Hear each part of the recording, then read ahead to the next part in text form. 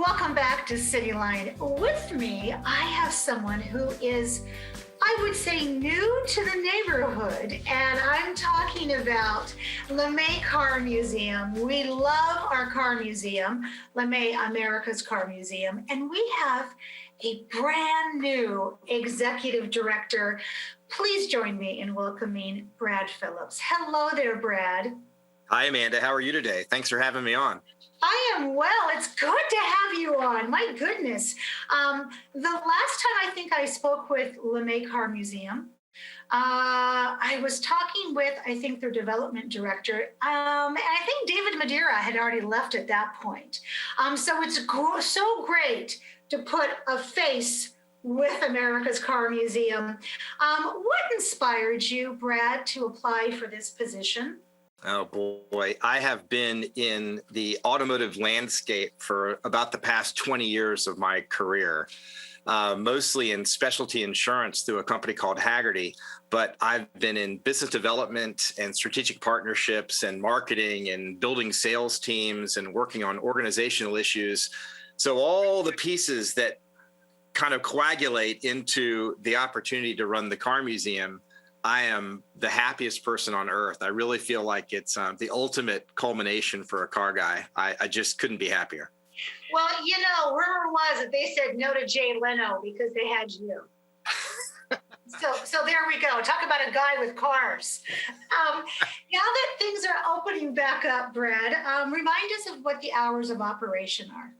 Yeah, we're super excited because now that we've kind of come on the other side of COVID, generally, we're at 5 days a week now. So Thursday, Friday, Saturday, Sunday, Monday is when you can come, and we have our regular hours of coming in 10 to 5 at the museum, as well as all the event rentals and things that are happening. But it's great to have expanded back out to really serve the public and our event clients.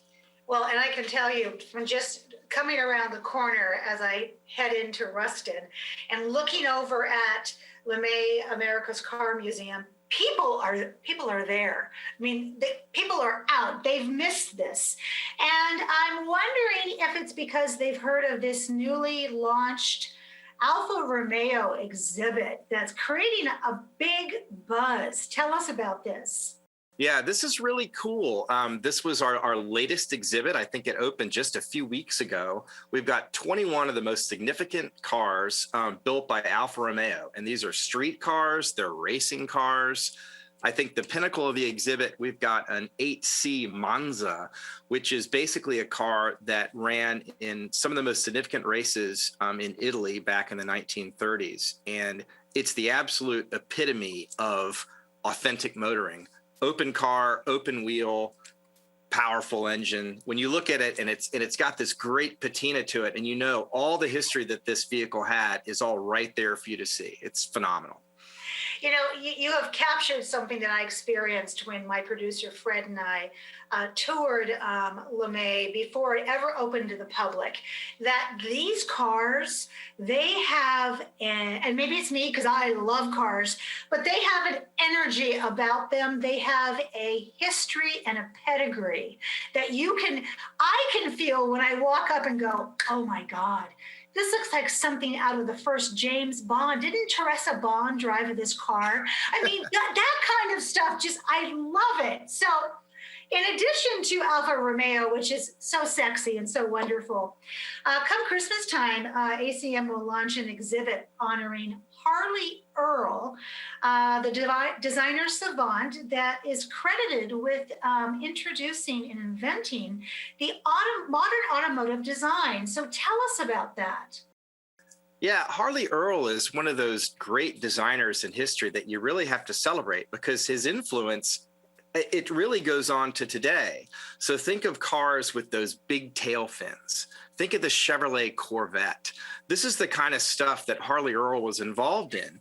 And when you think of a car right now, like the Corvette, the brand new one, now it's the C8, it's mid-engined, it rivals Ferrari in all its performance. Well, you can trace that lineage all the way back to Harley Earl's designs. And it's going to be a really fantastic display. I love celebrating the history of the automobile, where all this stuff came from. But when you take that place in history and also blend it with what's happening in today's world and get people of all ages like involved and interested in this stuff, that's really the sweet spot, is taking these cars and showing how they actually apply to areas in world history and American history. And when you say world history and American history, it makes me think about, in addition to the incredible car collection, another thing that ACM is known for is your education programs. And I have to tell you, as someone who was a former teacher and I wrote learning guides, there can't be anything more that you could draw from than a car in terms of it covers every walk of life. And I'm hoping that you're going to have some schools in there. We are. Our Nora, our education director, is incredibly active in the community, and having these school groups come see us is the hallmark of what we do, right? We love seeing those groups come in. Now, we also put together lots of things for, science and technology at a lot of other events. Like the third Saturday of every month, we're going to be putting on events that people can come to, bring the kids, do special projects. Sometimes those are in conjunction with another event that we're doing, like a drive-in movie out on our show field. And sometimes they're standalone. I've been to a couple of them where they were doing really fun events like making kites and things like that. And it's just something that the kids are really active with. So you can come, you see the museum, you do a fun educational opportunity with Nora and her team, and everybody leaves feeling like they've really had quite the day at the museum. There's really something for everybody. I love that. Speaking of that, what about family STEAM days? Is that still going to happen? Oh, yeah. No, absolutely. And that's the third Saturday of every month. So we're very excited about that. And we're always looking for new things to do. So there's a lot of different areas within the museum that are dedicated to family fun. So you can come, bring kids of all ages. We've got our speed zone that's open. So if you want to ride and drive these incredible driving simulators, you can pick kind of an easy, medium, and hard track. And these things actually move. They're on these big electronic gimbals. So you really feel like you're in the car. It's really exciting, along with a lot of other different types of things that you can see, from our learning lab to our Pinewood Derby racers. There's really just lots of really cool activities for kids to do. I got to tell you, when Fred and I toured it, I actually got to drive in one of those simulators, and they are so much fun. I can imagine that there's more adults in line than there are children to get into those simulators. Let's talk about also that the museum is an fantastic, elegant event center. Is it still available for rent? Because it is beautiful to see people in their finest evening attire walking around those cars. It's like the best commercial in the world. Yeah, it makes for quite the setting for like a strolling cocktail party in our showcase gallery, I'll say.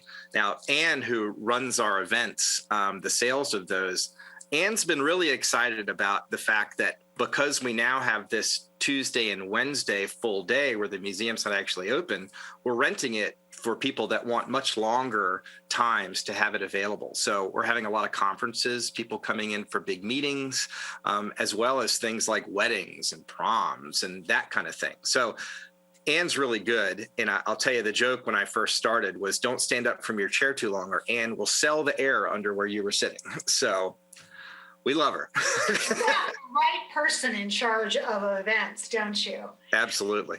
So I was going to ask you, what do you drive daily? Because you're around just the Rolls Royces of cars. And there is a Rolls Royce. But instead, I'm going to ask you, what was your first car? Oh, boy. My very first car. When I was in high school, I had a 1965 Mustang Fastback 2+2, and it was awesome. What color? Well, it started off green, and then we painted it Rangoon red and put a Palomino interior in it, and it was a really great car for about 4 months until I totaled it. So I think that's why I've been in automotive, because I've been always trying to redeem myself for wrecking the first great car. And I've probably had 40 collector cars since then, back in high school, up to the few I have still today. And I still always feel terrible for wrecking that fastback. And I would love to have another one. Well, you can just call it your practice car. How is that? Because I'm sure you've never done it again. Oh, actually, up till about age 19, I was pretty much a hot mess on the highway. My parents do not wish to relive those days. Well, I know for sure that you're going to be safe in your new position because the most you can do is maybe when no one's looking and the museum's closed, sit in the front seat. So you'll be safe. Look, my favorite moment so far at the museum is when I come in and I'm the person that unlocks the alarm and turns the lights on, and there's nobody in this place but me. That, to me, is the moment when I can walk around and it's like, that's kind of my church. And it's 4 floors, it's 165,000 square feet, over 300 cars on display. It stirs the soul. It's a really, really amazing place to visit. I sure hope everybody comes. That is a beautiful place for me to say thank you for being here today and taking time out of your very busy schedule. I got to have you back on soon, and hopefully we'll be in the studio by then so you can see how it really looks to be on Cityline. But until then, Brad, thank you so much and welcome to Tacoma. We're glad you're here. Thank you so much. It's an absolutely beautiful city and can't wait to get settled.